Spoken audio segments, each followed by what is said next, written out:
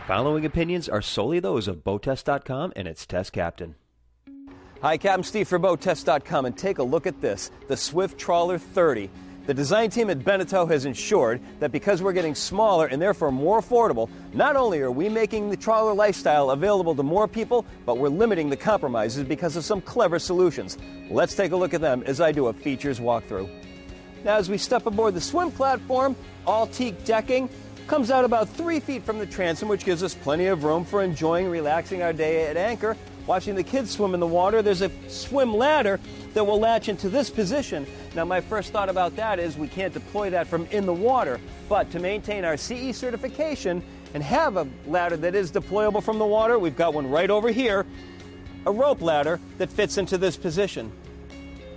The trawler lifestyle means we're going to be spending a lot of time at anchor, and that means the tender. Well, with 3 feet of deck space, not too much room for that, but if you bring the tender up on its side and use this clever solution by Beneteau, we can now come out and support our tender quite nicely.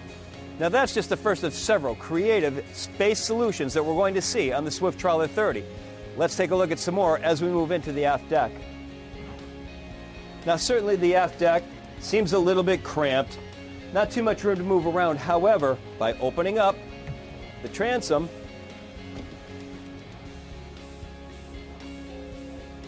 and bringing down the seats, and then taking the ladder and moving it up against the forward bulkhead. Now, we've opened up this aft deck, made great entertainment space.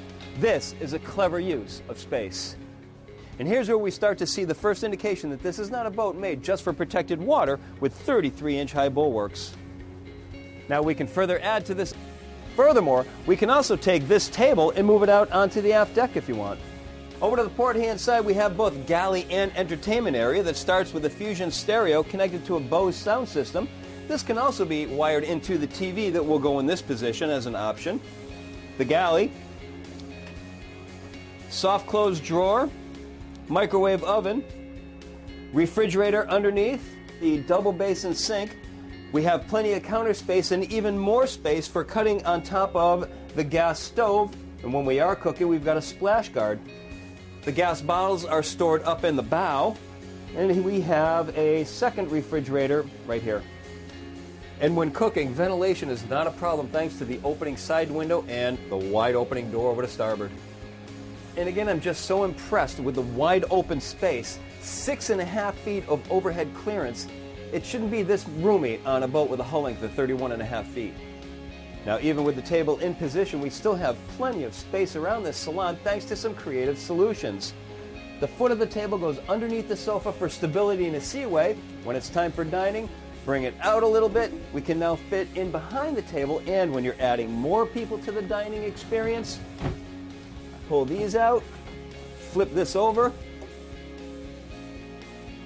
do the same thing to this side, and now we have a comfortable dining experience for our 4 guests.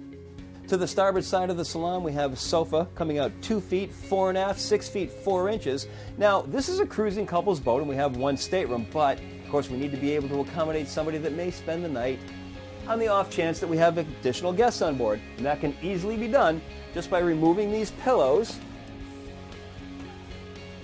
bringing out the storage underneath, and then this cushion moves into this position. This is both functional and convenient, and the best part, none of this needs to go into any of the storage that the owner is going to be using. So now, let's take a look at where we'll be overnighting our cruising couple. Right down the center companionway, we come to our stateroom fully forward. Now, we've got an island berth with access to both sides, hull side windows with opening port lights, plus the usual overhead hatch, all giving us natural light and great ventilation. But more importantly, it's all about the clever use of space on this boat. That's exemplified right here because on the Swift Trawler 30, they didn't jam this berth all the way forward, which meant that the berth would have had to have come up. Instead, they kept it back a little bit, gave us more anchor road storage, and in that manner, the berth is able to be kept low, 30 inches. So we're able to just sit right on top. And we still have storage underneath. On something this size, you would typically see a wet head. Not so on the Swift Trawler 30. Over to the starboard side, we've got the toilet and sink. Over to the port hand side, in Europe this would be a cabin. Here in North America, it is an absolutely huge shower. The shower includes a teak seat with plenty of storage, 2 opening port lights giving us natural light and ventilation. Now, at the bottom of the companionway, there's a hatch that opens up to the gray water tank. So again, an owner-operator's boat, make everything easily accessible. Here, when hair and things like that get washed down from the shower, it's easily removed just by accessing this port. Up on the flybridge, we've got open deck space that's great for putting some deck chairs, beach towels, 6.5 feet by 4 feet. Looking just ahead, wraparound seating, an adjustable seat back on the helm seat, plus the table can swivel into position.